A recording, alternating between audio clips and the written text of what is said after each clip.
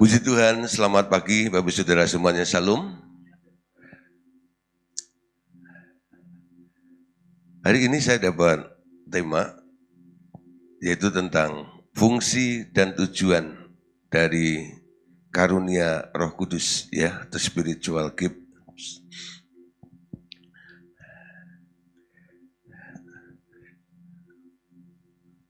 Oke, kita baca dulu satu ayat, ya.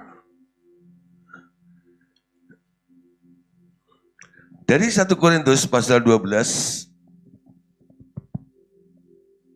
ayat 7 sampai ayat yang ke-10. Saya akan bacakan bersama-sama. Tetapi kepada tiap-tiap orang dikaruniakan pernyataan roh untuk kepentingan bersama. Sebab kepada seorang roh memberikan karunia untuk berkata-kata dengan hikmat, dan kepada yang lain roh yang sama memberikan karunia berkata-kata dengan pengetahuan. Kepada seorang roh yang sama memberikan iman, dan yang kepada lain ia memberikan karunia untuk menyembuhkan. Ayat 9, kepada yang seorang roh memberikan kuasa untuk mengadakan mujizat, dan kepada yang lain ia memberikan karunia untuk bernubuat, dan kepada yang lain lagi ia memberikan karunia untuk membedakan bermacam-macam roh. Kepada seorang ia memberikan karunia untuk berkata-kata dengan bahasa roh, dan kepada yang lain ia memberikan karunia untuk menafsirkan bahasa roh itu. Ayat 10, tetapi semuanya ini dikerjakan oleh roh yang satu dan yang sama, yang memberikan karunia kepada tiap-tiap orang, ya, secara khusus seperti yang dikehendakinya. Nah, Bapak Saudara yang kasih dalam Tuhan, kita tahu, ya, bahwa ketika Tuhan Yesus sebelum disalibkan, sebelum dia bangkit, dan sebelum dia naik ke surga, dia pernah berkata, jangan gelisah, jangan takut, aku akan memintakan kepada Bapa, supaya Bapa mengirimkan kepadamu penolong yang lain. Yang dimaksud adalah Roh Kudus. Nah, ketika Tuhan Yesus naik ke surga, Tuhan Yesus berpesan kepada murid-muridnya, tinggallah di kota ini sampai kamu dilengkapi dengan kuasa dari tempat yang maha tinggi. Dan itu dikerjakan. Itu dilakukan oleh murid-murid. Setelah Yesus naik ke surga, dia mungkin sewa apartemen atau hotel di Yerusalem, di lantai 2 itu.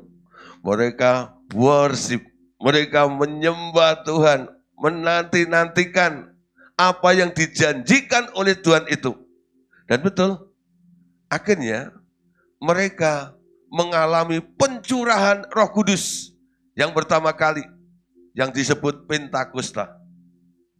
Nah, tradisi itu ternyata dilanjutkan terus sampai hari ini. Kegiatan 10 hari untuk menanti, menunggu, dan menerima karunia-karunia daripada Allah itu. Mereka melakukan kegiatan 10 hari berdoa. Ya. Untuk apa? Untuk sebuah pencurahan. Tujuannya apa? Supaya mereka mendapatkan apa yang dijanjikan oleh Tuhan. Jadi ini adalah sebuah janji yang diberikan oleh Allah kepada kita untuk sesuatu. Kenapa dia menjanjikan itu semuanya? Saudara, tadi ayat 10 katakan, tetapi semuanya ini dikerjakan oleh roh yang satu dan yang sama, yang memberikan karunia kepada tiap-tiap orang secara khusus seperti yang dikehendakinya. Nah, Hari ini kita mau bicara tentang fungsi dan tujuan daripada karunia itu diberikan. Kita tahu bahwa karunia ini walaupun beraneka ragam, tetapi dikendalikan atau diberikan oleh satu pribadi, yaitu Roh Kudus itu sendiri. Ya, nah kita tahu ada 9 karunia yang bisa bermanifestasi ketika seseorang dipenuhi Roh Kudus. Tadi dikatakan yang pertama ada karunia hikmat. Yang kedua ada karunia pengetahuan atau karunia mahrifat. Yang ketiga karunia iman. Nah, karunia iman itu beda dengan orang beriman atau orang punya iman. Orang punya iman itu bisa didevelop, bisa ditingkatkan, ya, dari asal percaya sampai punya iman yang besar, sampai punya iman yang mengherankan Tuhan, betul? Nah, karunia iman ini adalah sebuah pemberian. Jadi muncul secara tiba-tiba. Bukan karena orang itu mungkin punya iman itu sendiri. Jadi kita tahu ya, sesuatu yang diberikan itu artinya Anda sebenarnya tidak punya. Bukan potensi yang ada di dalam diri kita. Nah, lalu ada karunia untuk menyembuhkan. Ada karunia untuk mengadakan mujizat. Ada karunia untuk bernubuat. Ada karunia untuk membedakan bermacam-macam roh. Lalu ada karunia berbahasa roh dan karunia menafsirkan bahasa roh. Jadi ada 9 karunia yang akan bermanifestasi ketika Roh Kudus itu diberikan dan ada hadir dalam setiap orang yang percaya. Pertanyaannya, siapa di sini yang sudah dipenuhi oleh Roh Kudus? Lu? Siapa di sini yang sudah dipenuhi oleh Roh Kudus? Enggak ada angkat tangan. Belum penuh, baru setengah, 1/4, 1 on. Siapa yang belum dipenuhi Roh Kudus? Atau siapa yang belum tahu Roh Kudus? Halo, ini saya ngomong sama siapa ya? Ya, siapa di sini yang sudah penuh Roh Kudus? Coba, angkat tangan. Nah, ketika Anda penuh Roh Kudus, apa yang terjadi? Apa yang terjadi? Banyak orang kadang-kadang merasa dirinya penuh Roh Kudus, tapi nggak mengalami manifestasi dari Roh Kudus. Karena apa? Ketika seseorang penuh Roh Kudus, di dalam benaknya cuma satu. Cuman bahasa roh saja gitu ya. Memang bahasa roh itu tanda dari seseorang dipenuhi Roh Kudus. Betul? Salah satunya mereka berbahasa roh. Ingat ketika orang-orang kumpul di Yerusalem, pertama kali yang terjadi apa? Mereka berbahasa-bahasa lain. Mereka berbahasa roh. Tapi para rasul ini tidak berhenti hanya berbahasa roh. Karena di samping berbahasa roh, ternyata masih ada 8 lagi. Karena karunia itu jumlahnya bukan hanya 1. Yang tertulis di dalam Alkitab ternyata ada 9. Ada karunia hikmat, ada karunia pengetahuan, karunia iman, karunia penyembuhan, karunia mengadakan mujizat, bernubuat, membedakan bermacam-macam roh, berbahasa roh, dan menafsirkan bahasa roh itu. Kejar semuanya. Supaya itu bisa terjadi dalam kehidupan kita. Nah, memang bicara tentang karunia, itu ibaratnya seperti seseorang, ya, manusia itu saya gambarkan seperti sebuah pohon. Karena Alkitab juga bilang nih, Yeremia 17 ayat 8, Ia akan seperti pohon yang ditanam di tepi air, yang merambatkan akar-akarnya ke tepi batang air, dan yang tidak mengalami datangnya panas terik, yang daunnya tetap hijau, yang tidak khawatir dalam tahun kering, dan yang tidak berhenti menghasilkan buah. Manusia itu seperti pohon yang ditanam. Ya, ada batang pohon, ada daun yang rindang, ada buahnya yang ditopang oleh akar yang kuat yang ada di dalam tanah tersebut. Saya nggak bicara tentang akar atau batangnya. Tapi ada dua hal yang akan nampak di dalam pohon itu. Yang pertama adalah daun. Yang kedua adalah buah. Karunia itu ibaratnya seperti daun. Perubahan hidup Anda, itulah buahnya. Ya, orang yang berdaun, yang berkarunia, belum tentu dia menunjukkan buah. Karena Yesus pernah melihat ada pohon yang rindang sekali, tapi dicari nggak ada buahnya. Lalu Yesus emosi nih. Dia bilang, pohon kenapa hanya berdaun saja? Mana buahnya? Kutuklah dia. Kering kau. Yesusnya orang Batak ya. Kering kau. Besoknya dilihat, kering sampai akar-akarnya. Ya. Nah, yang diharapkan Tuhan adalah buah. Kenapa ini saya sampaikan dulu? Karunia itu ibaratnya seperti orang, ya, seperti pohon yang memiliki daun yang begitu luar biasa. Ketika engkau melihat orang yang penuh dengan karunia-karunia Allah, Anda melihat seperti pemandangan ada pohon yang daunnya hijau, rindang. Rasanya Anda bilang, wush, subur ya. Dengar ya. Tumbuh ya. Betul nggak ya? Hebat ya. Coba kalau ada pohon, lalu kering kerontang begitu, nggak ada daunnya. Ya, kurang makan ya. Kok kering ya? Nah, nggak puas melihatnya. Orang yang penuh dengan karunia, apalagi kalau mereka menjadi seorang hamba Tuhan tuh, wah, multi talents istilahnya gitu ya, luar biasa. Semua orang kagum, kok semuanya bisa ya? Ya, nah itu membuat orang kadang-kadang menjadi wow seperti itu, seperti pohon yang berdaun. Tapi sebenarnya yang diharapkan lebih oleh Tuhan adalah adanya buah di dalam setiap kehidupan kita. Nah, sebelum kita masuk pada buah ini, memang sebelum pohon itu berbuah, pohon itu harus punya daun dulu.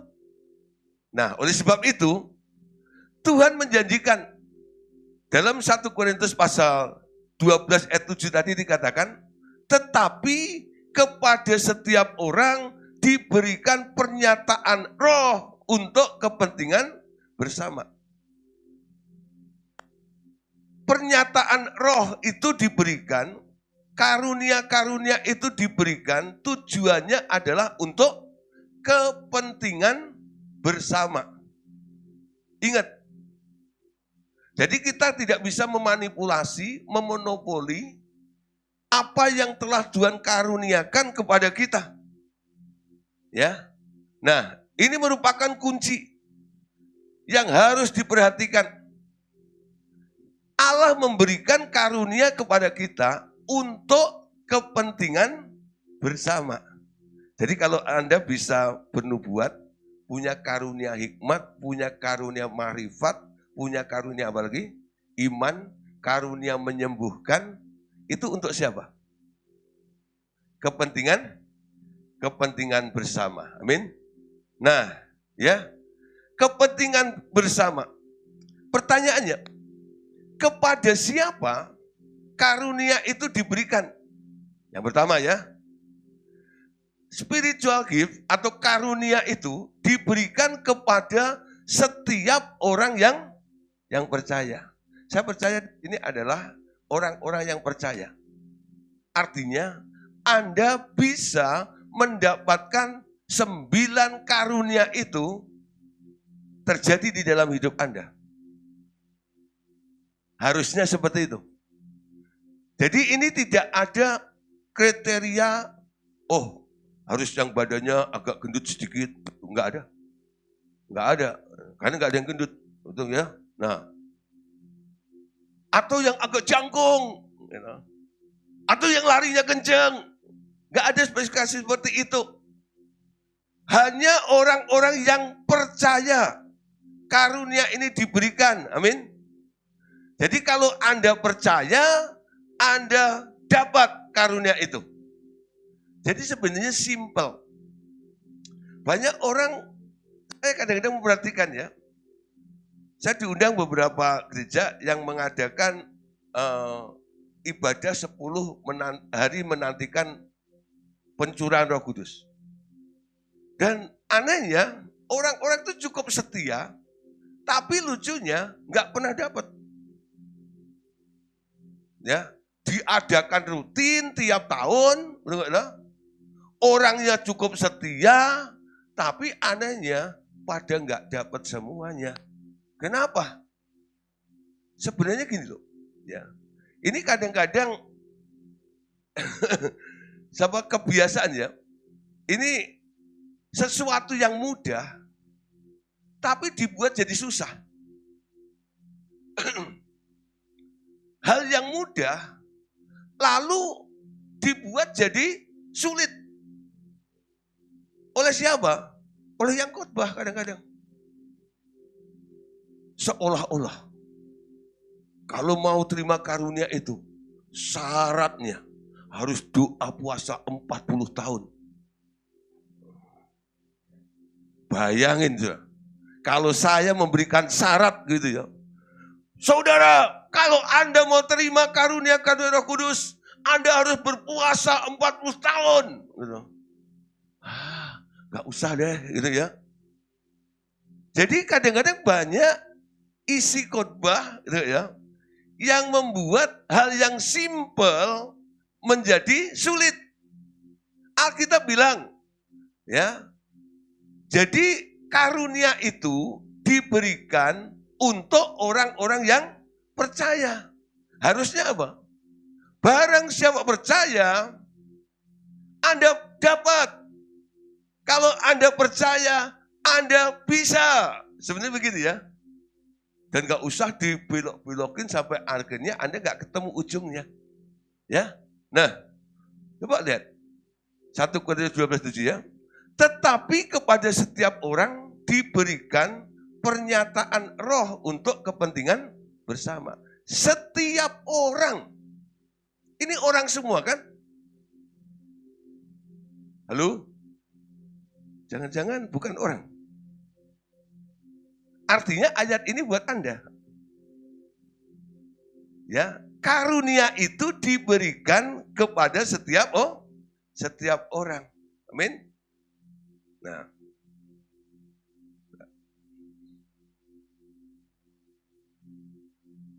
oke, untuk apa diberikan? Untuk sarana, untuk melengkapi, amin, orang-orang pelayanan dalam tugas pelayanan. Nah, ini baru. Kenapa Anda sudah percaya, janjinya begitu simpel, kok nggak pernah muncul terjadi dalam hidup kita?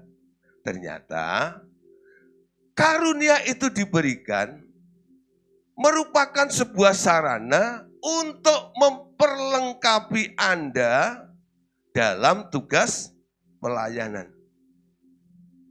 Kalau orang tanya, Pak, kok saya nggak dapat karunia? Kamu melayani nggak? Betul nggak? Melayani nggak? Kalau Anda nggak melayani, buat apa dikasih? Ini prinsipnya. Kalau Anda sudah mulai punya hati dan mulai bertindak untuk ikut masuk di dalam ministry, dalam pelayanan, 9 karunia ini akan diberikan kepada Anda sebagai sarana untuk memperlengkapi Anda. Ada orang kadang-kadang, Pak, saya pengen mendapatkan karunia hikmat.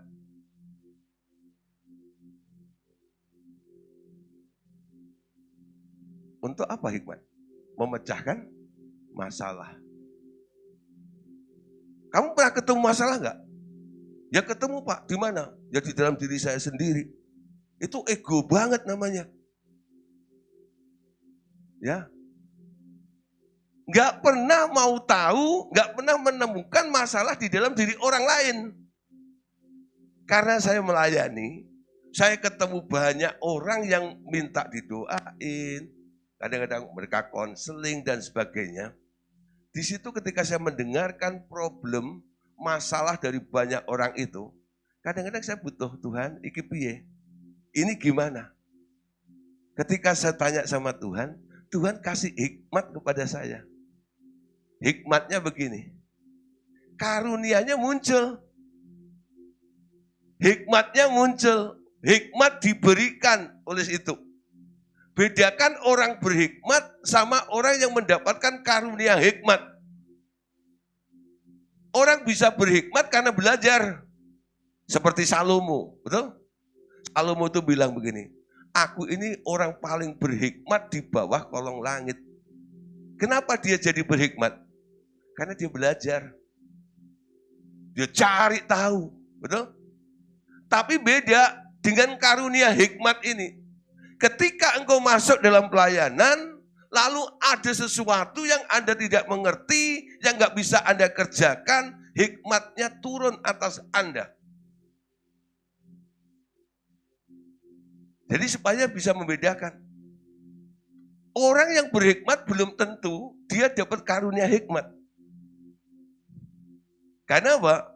Hikmat daripada Allah itu berbeda dengan hikmat dunia. Dasarnya apa? Hikmat dunia itu dasarnya kalkulasi. Semua ada hitungannya. Kalau nggak masuk nalar, nggak bisa diterima. Tapi hikmat dari Allah kadang-kadang di luar nalar kita. Di luar apa yang bisa kita pikirkan. Betul? Kadang-kadang seperti itu. Kok bisa ya? Nah, sekarang lihat. Karunia iman. Karunia penyembuhan. Karunia mujizat. Bukan berarti tiap hari orang itu melakukan mujizat. Tapi ketika dia melayani, ketemu dan harus terjadi mujizat, Roh Kudus akan melengkapi Anda dengan karunia sehingga Anda bisa melakukan mujizat demi mujizat itu. Nah, jadi bisa disimpulkan begini. Spiritual gift atau karunia Roh Kudus itu adalah sebuah pernyataan dari Roh Kudus. Roh Kudus menyatakan. Jadi ini sifatnya bukan permanen dalam diri Anda. Anda harus terus bergantung kepada Roh Kudus. Amin. Nah, selama ini saya kadang-kadang dulu berpikir sedikit salah, gitu. Kalau saya menerima karunia iman, saya selalu kuat di dalam iman itu. Enggak. Karena saya masih rancu, enggak bisa membedakan antara iman saya sama karunia iman itu. Betul? Jadi setiap orang punya iman. Tapi enggak semua orang dapat karunia iman. Semua orang bisa punya hikmat atau menjadi orang berhikmat. Tapi enggak semua orang punya karunia hikmat. Ya. Nah, kenapa ada karunia bahasa roh? Kenapa ada karunia menafsirkan bahasa roh?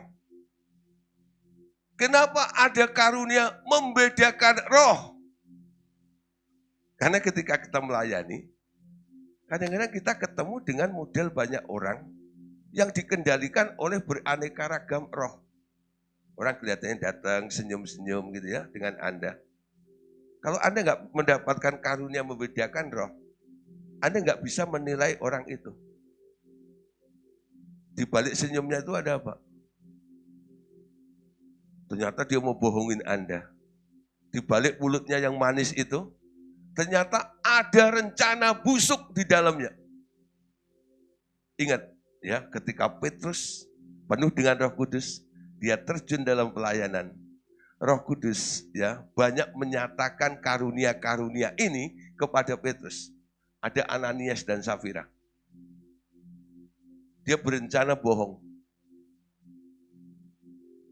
Dia jual tanah, dipersembahkan setengahnya. Tapi dia bilang ini seluruhnya. Dalam pengurapan Roh Kudus, dapat karunia ini, Petrus tegas. Kenapa engkau membohongi Roh Kudus? Sebelum tanah itu dijual, itu kan tanah-tanahmu. Setelah dijual, duitnya ya duitmu juga. Betul nggak itu? Mau kamu kasih seperempat, mau kamu kasih setengahnya, atau seluruhnya, itu tergantung kamu juga. Kenapa kamu bohong? Ya, bisa seperti itu. Itu karunia apa? Bisa marifat, ya, bisa juga membedakan roh. Ada roh kebohongan di dalam diri Ananias dan Safira itu. Nah, jadi karunia itu diberikan sebagai pernyataan. Ini ayatnya ya. Tetapi kepada setiap orang diberikan pernyataan roh untuk kepentingan bersama. Diberikan untuk kepentingan bersama karunia ini. Nah, karunia Roh Kudus bukanlah hasil usaha manusia, melainkan manifestasi dari kuasa Roh Kudus. Jadi saya tanamkan dulu dasarnya. Ini adalah manifestasi dari kuasa Roh Kudus, bukan usaha Anda, bukan upaya Anda. Jadi syarat untuk menerima karunia ini sebenarnya cuma satu. Siapkan hatimu. Bukan Anda mengupayakan seperti Anda menumbuhkan iman Anda, bukan. Tapi siapkan untuk masuk di dalam pelayanan. Ya. Karena dipakai untuk kepentingan bersama. Apa yang bisa aku lakukan untuk sesuatu, untuk gereja, untuk orang lain, dan lain sebagainya. Jadi ketika saya mulai mendorong beberapa orang yang merindukan karunia-karunia ini, untuk punya hati mulai melayani, ternyata untuk menerima 9 karunia itu jauh lebih cepat. Jauh lebih cepat. Ya, mungkin enggak seluruhnya. Dari 9 itu mungkin Anda mendapatkan ada 2 atau 3. Enggak apa-apa. Jangan hanya, wah saya sudah berbahasa roh. Ya. Nah, saya sudah mulai punya karunia menyembuhkan. Ya. Jangan berhenti sampai di situ juga. Terus masuk ke dalam pelayanan. Mulai ya terlibat di dalam pelayanan. Gimana Pak saya bisa melayani? Oh gampang, gitu. Deket-deket aja sama Pak Agus sama Pak Anton. Nanti kan banyak nih. Lu ke sana. Kok cuma disuruh-suruh? Melayani itu memang disuruh. Jadi kalau Anda disuruh, itu artinya Anda diberi tugas, diberi kepercayaan, betul? Ketika Tuhan memanggil nabi-nabinya, dia bilang, ya, siapa yang mau aku utus? Kata utus itu sebenarnya sama dengan disuruh. Sebenarnya Anda hanya pesuruh, amin. Oh enggak enak, gitu. Tapi keren gitu. Pastor, evangelis gitu ya, wah gitu. Dapat gelar rohani seperti itu. Tapi sebenarnya semuanya hanya pesuruh. Disuruh apa? Nurut aja sama dia. Dia akan sediakan ladangnya. Dia akan bawa Anda ketemu dengan banyak beraneka ragam orang. Untuk apa? Untuk menyelesaikan masalah orang. Untuk melayani orang. Untuk melakukan sesuatu di satu tempat dan lain sebagainya. Ketika engkau nurut waktu disuruh oleh Tuhan. It's me, ini Tuhan, ini aku. Utuslah aku. Engkau akan dilengkapi, betul? Tinggallah di kota ini sampai kamu dilengkapi dengan kuasa dari tempat yang maha tinggi. Perhatikan, dilengkapi dengan kuasa dari tempat maha tinggi. Anda mau mendapatkan perlengkapan. Untuk apa perlengkapan itu? Amin. Nah, harus ada tujuannya. Ya. Oke. Ingat, ketika engkau sudah mendapatkan, pakai untuk kepentingan bersama. Amin. Untuk kepentingan bersama. Oke. Ya. Nih. Sekali lagi ya. Ini ayat ini penting. Ayat 7 ini mengandung banyak pengertiannya. Penekanannya, setiap orang diberikan penyataan roh untuk kepentingan bersama. Amin. Ya. Nah, jadi tujuannya sekarang kita tahu. Kenapa Roh Kudus diberikan dengan karunia-karunianya bermanifestasi di dalam setiap kehidupan kita. Jadi tujuan utama adalah untuk membangun tubuh Kristus. Untuk membangun tubuh Kristus. Itu tujuannya. Ya. Terus, dalam membangun tubuh Kristus, apa yang bisa kita lakukan? Menguatkan iman. Ya. Melakukan dorongan, menguatkan atau mendorong kerohanian supaya orang semakin maju di dalam Tuhan. Bisa untuk melakukan pelayanan kasih ya, dalam pelayanan tersebut. Jadi dalam karunia Roh Kudus ini kita bisa melihat ya bahwa ketika roh itu diberikan, dia mau supaya karunia itu bisa beroperasi di dalam kehidupan kita semuanya. Jadi kalau tadi dikatakan bahwa diberi tema tentang apa sih tujuan ya, dan fungsi daripada karunia-karunia itu diberikan kepada gereja Tuhan, kepada kita. Jadi tujuannya adalah supaya Anda dilengkapi tujuannya. Amin. Tujuannya adalah supaya Anda mendapatkan perlengkapan itu. Fungsinya adalah supaya hidupmu ya ketika engkau dilengkapi, engkau bisa bergerak untuk membangun tubuh Kristus. Satu persatu. Kita bisa lakukan bersama-sama. Ya, jadi karunia itu bukan untuk nyombong-nyombong diri. Gua hebat, enggak. Enggak ada yang hebat. Betul? Jadi Anda sendiri jangan memandang orang yang penuh dengan karunia itu jadi orang yang super. Enggak ada orang yang super.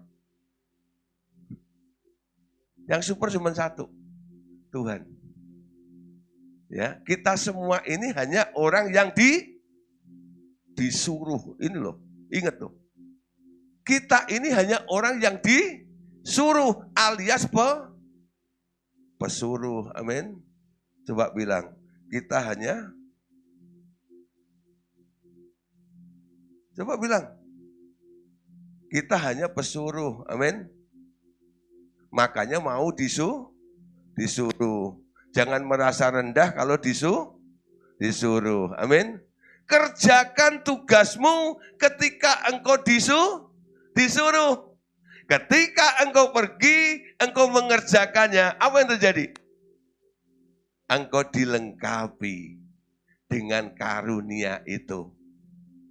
Ya. Nah, kalau kita bahas secara detail tentang 9 karunia, 2 jam nggak cukup. Betul? Bahas tentang hikmat, tentang mahrifat, tentang iman, tentang nubuat, penyembuhan, karunia berbahasa roh, menafsirkan bahasa roh, membedakan roh. Wah, contoh-contohnya banyak. Tapi itu nanti bisa Anda lihat bermanifestasi terjadi di dalam diri Anda ketika engkau melakukan tugasmu, ketika engkau disuruh. Karena tujuan utama daripada karunia itu untuk membangun tubuh Kristus. Coba Anda lihat nanti. Oh iya ya, ketika saya sudah mulai masuk dalam pelayanan, aneh ya, nggak pernah loh. Kok saya jadi begini? Kok saya bisa begini? Kok saya bisa ngerti? Kok saya doain orang bisa, orang itu sembuh? Kenapa? Ini daripada karunia tadi itu. Dampak daripada karunia itu. Ya, dampak dari karunia itu. Doain. Orangnya sembuh. Padahal dulu berusaha nih. Doain orang. Berusaha supaya orang itu sembuh. Semakin ditengking, semakin masuk rumah sakit. Ya, berupaya, dulu pernah lakukan seperti itu. Sampai akhirnya, Tuhan, saya ini kan mau melakukan seperti apa yang tertulis di dalam Alkitab. Sembuhkanlah orang sakit. Bukanlah bunuhlah orang sakit. Betul enggak? Karena banyak orang sakit didoain bukan tambah sembuh, tapi tambah mati. Betul saudara? Ya, kadang-kadang dalam pelayanan, ada orang bilang gini, Pak, ini keluarga saya, ya, bapak saya udah tua, udah gini, udah banyak ngabisin duit di rumah sakit. Bisa nggak Pak doain? Supaya apa? Hantar dia cepat Pak. Wah, itu ya. Waktu datang ke rumah sakit, ternyata betul sudah pada ngumpul semuanya. Dari Semarang datang, dari luar kota datang, mereka sudah bilang, Pak, udahlah, kita serahkan. Ya udah ngikutin maunya dia. Doain sudah dalam nama Tuhan Yesus. Serahkan ini loh. Cepet. Saya baru nyampe parkiran, telepon udah bunyi lagi. Pak, udah games. Ya, game over. Gitu. Wah, puji Tuhan ya. Tapi kalau doa nyembuhin orang sakit, sudah loh. Kok rasanya sudah didatengin 10 kali kok nggak sembuh-sembuh ya? Kenapa seperti itu? Nah, kalau engkau diurapi Roh Kudus, mengandalkan Roh Kudus, dan engkau dilengkapi oleh Roh Kudus, saya yakin, engkau yang biasanya gagal seperti itu, tahu-tahu ada hikmat bagaimana cara menyelesaikannya, dan Anda melakukan kadang-kadang nggak seperti apa yang Anda pikirkan. Oh, kalau orang sakit itu harus begini. Enggak, kadang-kadang. Satu kali, ada orang sakit, udah parah, mau saya pakai jurus tengking lagi, gitu ya. Tumpang tangan, tumpang kaki, gitu ya, tumpang tindih, gitu ya. Tapi hari itu Roh Kudus bilang begini, jangan tumpang tangan. Jangan doain dia. Hah? Itu yang saya bingung. Jangan tumpang tangan, it's okay. Dia bilang, jangan doain dia. Saya kan di sini disuruh doain dia. Kok sekarang jangan doain dia. Kalau saya ngomong, Pak, Tuhan bilang, saya nggak boleh doain Bapak, gitu. Kira-kira apa? Marah, betul ya? Betul, kadang-kadang kalau Anda terlalu polos, itu bikin heboh. Nah, saya ngerti. Gitu. Lalu saya tanya, Tuhan, kalau nggak boleh doain gimana? Gitu. Bilang sama dia, suruh bertobat. Saya sampaikan. Tuhan bilang, kamu suruh bertobat. Saya nggak tahu masalahmu apa. Kamu perlu ngaku dosa sama saya. Ngaku sama Tuhan. Bilang gitu ya. Nangis akhirnya. Pak, memang saya salah. Lalu mulai cerita sendiri. Padahal nggak disuruh ngaku. Gitu. Coba orang kalau salah, walaupun diancam pakai golok, gampang nggak ngaku? Enggak. Gitu. Sumpah mati. Gitu. Enggak salah. Gitu. Padahal salah. Ya. Tapi kalau Roh Kudus mengalir, Anda masuk di dalam pelayanan roh seperti itu, oh gampang semuanya. Hikmatnya turun, betul ya? Dan cara menyembuhkannya pun bukan pakai teori Anda yang harus dikucel-kucel sampai orangnya kucel, bener. Oh coba, John Sindon, tumpang tangan gitu ya, kepalanya saya uyak gitu, kan kucel, betul nggak? Sembuh kagak, kucel iya, amin. Loh, amin. Tolak dalam nama Yesus dong yang begitu. Amin. Nah, betul. Kadang-kadang ada orang didoain itu bukannya sembuh malah kucel. Banyak kan? Capek hanya bermanifest dan sebagainya. Tapi saya harap ketika roh itu diberikan, ya, karunia diberikan untuk kepentingan bersama. Catat baik-baik. Jangan dimonopoli, jangan dimanipulasi. Itu bukan punyamu, bukan untukmu, betul? Anda diberi untuk disalurkan. Kalau Anda nggak menjadi penyalur, nggak bisa dapat ini. Diberikan untuk kepentingan bersama. Ini prinsipnya. Ingat baca baik-baik ayat ini. Diberikan kepada semua orang yang percaya untuk kepentingan bersama. Jadi poinnya khotbah saya hari ini, Anda harus percaya bahwa Anda bisa dapat. Gak pakai teori yang sulit. Ini sesuatu yang simpel. Kalau Anda yakin, Anda percaya, Anda pasti dapat itu. Yang kedua, ketika Anda sudah dapat, ingat, jangan salah menggunakannya. Gunakan untuk membangun tubuh Kristus. Untuk membangun kebersamaan. Untuk menguatkan orang. Untuk menolong orang. Siapkan diri Anda untuk mau disuruh oleh Tuhan. Saya nggak mengajak Anda jadi pendeta, enggak. Karena banyak pendeta yang nggak disuruh Tuhan juga. Loh betul. Banyak pendeta yang nggak disuruh Tuhan. Karena apa? Dia nggak mau disuruh Tuhan.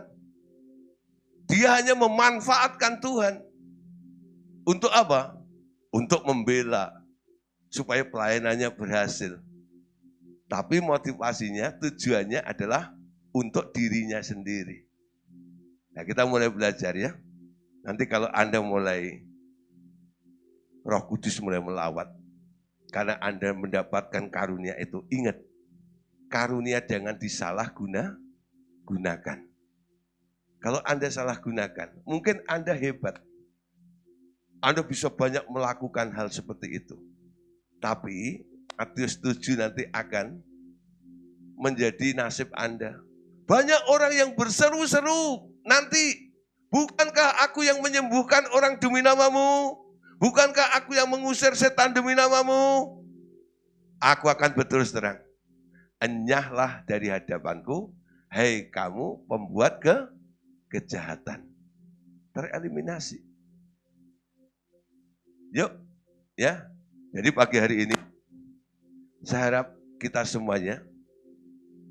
Ini kan dari bulan apa ya? Sudah 2 bulan ya. Bicara Roh Kudus. Atau tiap hari. Ya, kan lagunya peganglah Roh Kudus setiap hari. Amin. Nah, hari ini kita bicara tentang karunia itu sebenarnya tujuannya untuk apa? Pencurahan Roh Kudus sudah dilakukan di sini ya. Minggu lalu apa? Pentakosta, betul nggak? Itu pencurahannya. Nah, ketika roh itu diturunkan, harusnya karunia itu sudah mulai beroperasi. Amin. Ketika karunia itu sudah mulai ada pada Anda, hari ini tugas saya cuma satu. Mengingatkan karunia diberikan untuk kepentingan bersama. Ya. Untuk kepentingan bersama. Ingat nih. Kalau Anda bisa mendapatkan 9 karunia itu, untuk apa? Garis bawahi. Untuk kepentingan bersama. Aku ini hanya saluran. Semakin Anda dipercaya, karunia itu semakin mengembang. Hikmatmu semakin luar biasa. Imanmu semakin luar biasa. Betul? Mahrifatmu semakin luar biasa. Bahasa rohmu bukan hanya walah terus. Semakin luar biasa juga, amin. Bahasa roh itu bisa berkembang loh. Paulus bilang, aku berbahasa roh lebih daripada kamu. Artinya apa? Bahasa rohnya nggak monoton. Ya bukan tun gitu, bukan. Ya, nggak monoton. Ya gitu-gitu. Wah, ini ciri khasnya Pak Anton. Kalau bahasa roh, gimana? Nah, yang ngomong dia loh ya. Nah, kalau Agus bahasa rohnya, gus gitu ya. Nah,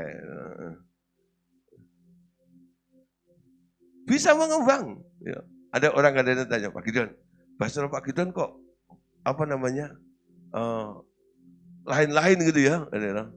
Bukan bahasanya lain-lain bukan gitu ya. Maksudnya ya. Enggak selalu kian lama gitu ya. Kadang-kadang lama banget, kadang-kadang juga begitu. Nah, terus kalau yang baru berbahasa roh mungkin baru kayak air keruh gitu ya. Tahu nggak? Betul, ada bahasa roh yang air keruh. Bluguduk gitu ya.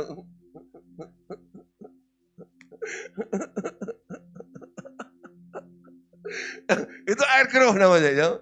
Bluguduk gitu. Ya. Ya. Minta sama Tuhan ya untuk diperjelas lagi. Kalau namanya bahasa itu sampai bisa dimengerti, itu enggak ya? Kalau baru kayak air keruh kayak mendidih gitu, bluguduk, itu enggak ada artinya sama sekali, betul? Anda sudah enggak ngerti, enggak ada artinya pula, betul? Tapi ya sudah mending, Anda sudah pindah, betul ya? Berbahasa berbeda, tapi harus ada maknanya. Sampai nanti bahasanya itu mulai tertata. Horapa kasih kini kita halapa. Apa itu halapa? Ya. Nanti Roh Kudus akan memberikan tafsirannya. Oh, halapa itu begini. Tapi enggak semua halapa terus begitu juga enggak. Ya. Itu bukan paten ya. Nah, ya. Jadi beda. Oke. Jadi bukan diterjemahkan tapi ditranslate ya. Beda enggak ya?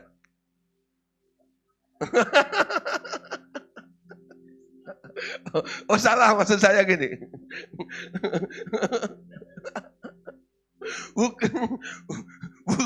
Bukan diterjemahkan, tapi ditafsirkan.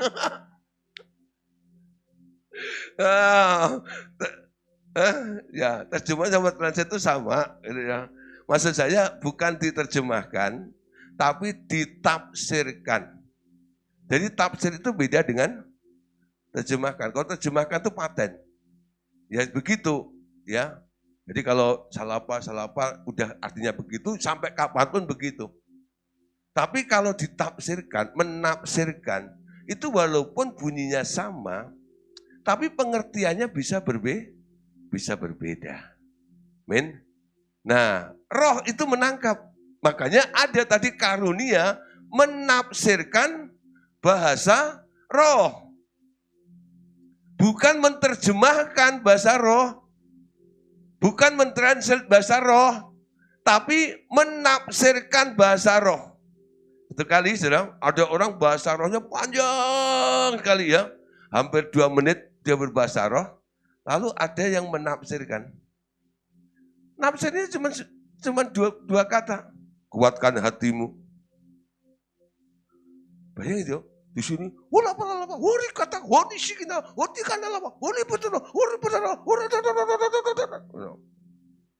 terus beginilah firman Tuhan, kuatkan hatimu. Ngapain capek-capek 2 menit tadi ya? Begitu sebaliknya, ada yang cuma bilang, hori pakana sola patakoni, yang di sini. Khotbah 2 jam. Kenapa? Tafsirannya begitu. Nah, dalam pertemuan jemaat, itu di dalam 1 Korintus kalau Anda baca ya, kalau mereka berkumpul, ada yang berbahasa roh. Lalu ada yang menafsirkan dong. Bahkan Paulus menekankan, kalau ada yang berbahasa roh di dalam jemaat, orang yang berbahasa roh itu harus minta tafsirannya, apa artinya. Kalau tidak, biasanya ada orang yang dipakai oleh Roh Kudus untuk menafsirkannya. Kenapa? Kalau nggak ditafsirkan, orang-orang di situ nggak kebangun semuanya. Bahkan kalau ada orang yang baru percaya, orang non percaya datang ke situ, dia bilang apa? Orang gila nih. Ngomong apa itu? Tuh, ya. Paulus sampai akhirnya bilang begini, kalau di depan jemaat, dalam pelayanan, aku lebih suka bernubuat daripada berbahasa roh. Ya? Bukan berarti bahasa roh itu enggak penting. Tapi ini dalam tujuan membangun tubuh Kristus, bahasa roh itu harus ditafsirkan supaya dimengerti, supaya tahu tujuannya apa, Allah melawat di situ. Amin. Nah, jadi biarkan karunia-karunia yang sudah Tuhan berikan pada kita ini, coba kita mulai kembangkan.